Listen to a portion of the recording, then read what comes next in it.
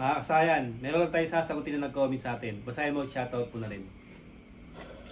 Shoutout kay Sunshot Cortez. Boss, may tanong ako. Naka full wave na Rider J Pro at ang reading niya sa voltmeter ay nasa 14 volts.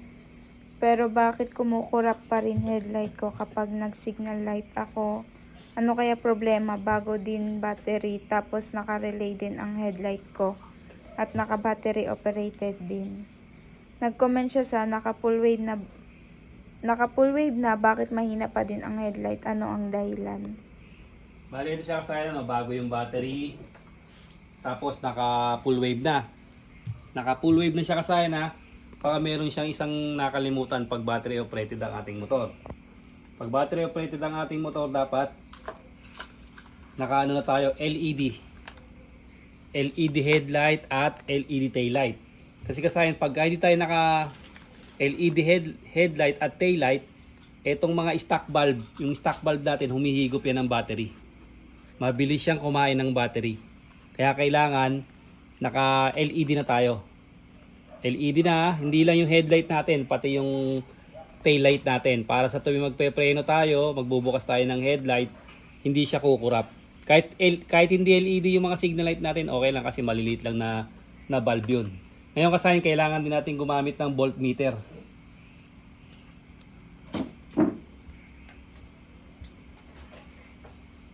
Kailangan natin ng voltmeter para meron tayong pang monitor. Kailangan nating i-monitor yung ating battery, yung charging ng ating battery. Kailangan nating i-monitor yan para maiwasan natin yung pagkalobat.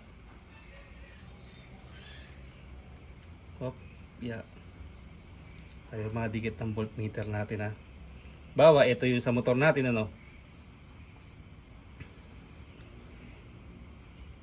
naka-off yata. Kaya umilaw. Yun. Tulad dito, halimbawa, ito yung battery natin. Ayan. 12.3.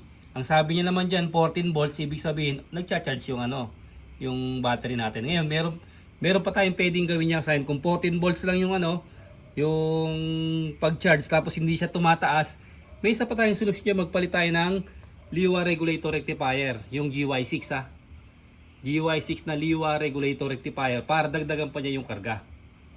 Tandaan nyo kasi na LED headlight at taillight. Tapos kung hanggang 14 lang siya, magpapalit tayo ng GY6 Liwa Regulator Rectifier para umabot siya ng kahit mga 15.2. O kapag palagay natin 14.9, okay na rin siya. 15.2 mas okay kasi mas malakas yung mas malakas siya mag-charge pag 15.2. Kahit magbukas ka ng mga headlight, taillight, park light, sabay-sabay, MDL, wala kang magiging problema. Yun lang ang gawin mo kasi ngayon. Kung ginawa mo na yon, nagpalit ka na ng LED headlight, taillight, tapos nagpalit ka pa ng charger, nalolobat ka pa rin kasi sabi mo nga may relay na siya May relay na siya. Meron din tayong video dyan sa sa Suzuki Smash na power appliance. Pwede mo rin gayahin yun. Suzuki Smash na power appliance tsaka XRM Monte na power appliance, parehas lang. Ang pagkakaiba lang naman yon, kulay yellow yung kulay yellow yung park light. Yung park light, headlight, taillight ng XRM. Tapos pagdating naman sa Suzuki saka Smash, yellow na may lining na white. Pwede mong gayahin yun, pero may Smash tayo dyan. May Suzuki Smash tayo na power appliance yan na pwede mong gayahin. Kung sakaling kung sakaling hindi makiklik yung pinalitan mo to. Nagpalit ka ng charger, pampalakas ng charging, liwa.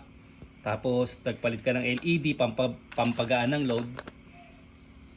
Headlight, taillight, tapos hindi mo pa rin makuha. Mag-comment ka lang, magagawan pa natin ng paraan yan. Meron pa tayong magagawang paraan dyan kung bakit hindi siya nag-charge ng maayos. Kasi kung 14 volts naman, ibig sabihin okay ang stator natin. Pero kung hanggang 13.5 lang, maaring may problema yung charging system ng ating stator. Palit ka nito para sigurado lumakas yung charging system mo. Tapos mag-comment ka kapag nalobat ka pa rin kahit full wave na yung stator. Hanggang dito na lang mga kasayan. Salamat sa panonood.